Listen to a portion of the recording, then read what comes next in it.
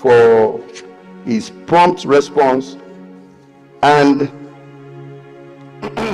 quick presentation of his budget for nddc for 2024.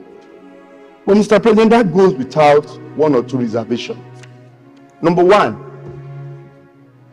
I expect the committee to give us a synopsis of what 2023 budget of nddc is like.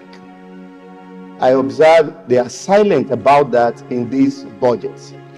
Even in the federal budget, in the national budget, contained in it is the performance of the previous year's budget that will lay a foundation for the consideration of the 2024 budget.